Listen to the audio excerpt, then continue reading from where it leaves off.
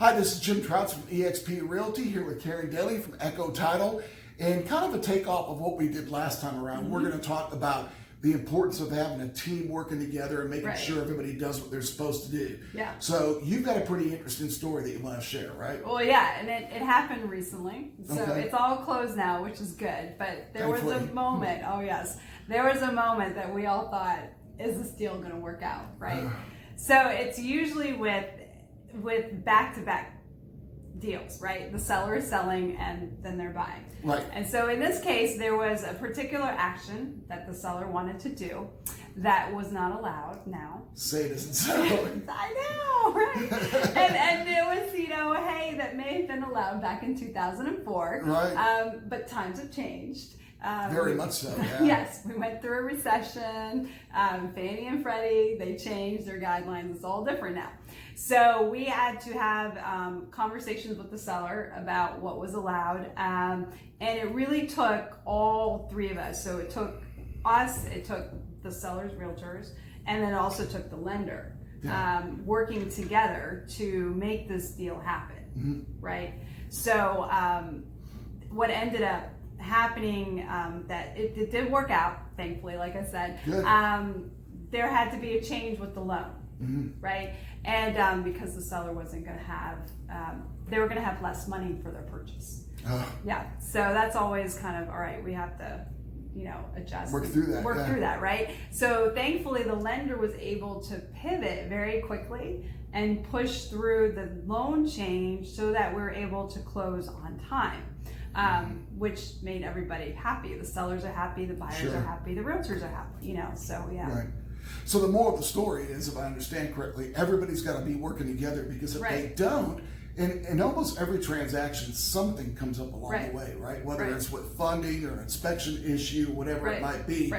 And as long as you've got everybody on the same page, everything's good.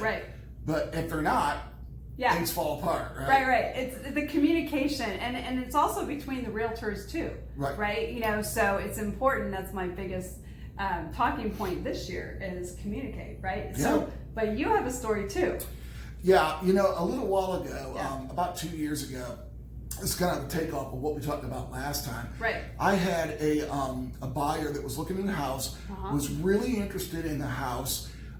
The seller, however, got one of those discount brokerages. Oh, yeah. And what ended up happening is, so typically you go through, you make the appointment to go and see the house. There's a place that you go to make the appointment. But in this case, it said, call the owner. And I thought, well, that was a little strange. What am I calling the owner for if they've got an agent? But okay. So I called the owner, and the owner's like, oh, yeah, come on in, take a look at it. And I thought, well, isn't that nice? This owner has no idea who I am, where I come from. I mean, I could be anybody, but he's just let me walk inside of his house. And so we did. And we got inside there. My client loved the house, decided to put an offer on the house.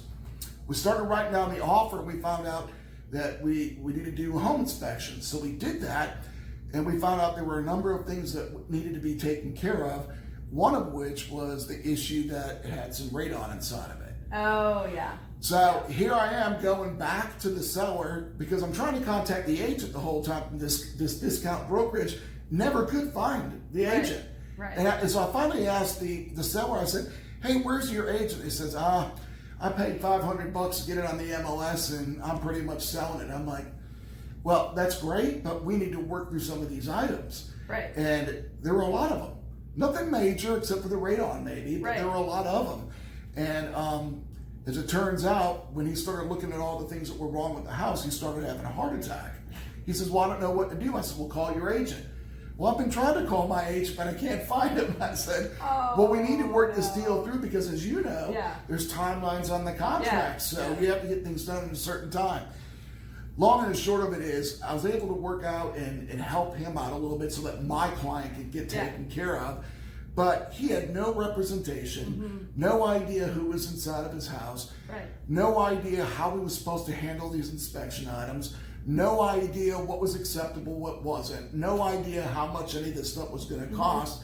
And my client was really, really an upfront and an honest person, and I like to think I am too. So we helped him through that, but it could have really been a disaster had we not gone through and done all those things and worked with him. Right. So the moral of the story, and I tell everybody this, it doesn't matter if you're your own real estate agent, you should be represented by somebody, because if not, things fall apart. And then when we start going to closing and you can't find the other agent and something does come up, where do you go? To the seller? Right. I mean, that doesn't work out real well either. Yeah, so. it's kind of, and it's very emotional. Everybody's stressed. So, when you're moving, and whether you're moving out of a house or into a house, right? Murphy's Law always shows up. It always does. So it's important to make sure that you got the team working together. Right. And then no matter if you're the buyer or the seller, you really need to be represented by somebody, not just anybody, but somebody that's competent and not just gonna let you sign a piece of paper and say, all right, I'm out of here, Right. I think it's more what your story demonstrates. And I think also mine is that it's more than just you're putting a property in the MLS or you're helping them find a property. That's the starting point. Everything else after that is critical, right? Yeah. And very important. And I've seen deals derail because of what happens in between the contract and the closing, right? Right. So and we also had an issue with the appraisal. Oh, yeah. So the appraisal, going back to this. Yeah. My client offered a certain amount of money for the property. Right. The appraiser came in and said, you know what, it's not worth that. And so now the seller is going back and saying, well, I don't understand what I'm supposed to do. I said, well, my client's not going to pay for a property that's not worth, what she's buying. He said, well, what are we supposed to do? I said, well, I'd like to think that you're going to lower the price. I said, well, I'm not going to lower the price. And my client really wanted the house, and finally we were able to meet about halfway, and it turns out it probably was worth what she offered for it, but the appraisal didn't come in that way. But that could have stopped the whole deal there. And again, my client had nobody, or the seller had nobody to turn to. So, I mean, it was one thing after another, and what should have been a really easy deal to get through was a disaster each way going through.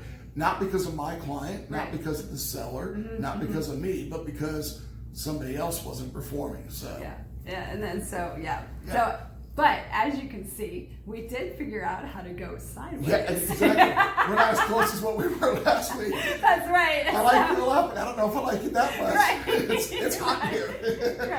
So hopefully this is more fun, and we'll see you next time. Right? Yeah, I'm Jim Trouts from eXp Realty. Karen Daly with Echo Title. And we'll see you next time. Yep. Bye-bye. Bye-bye.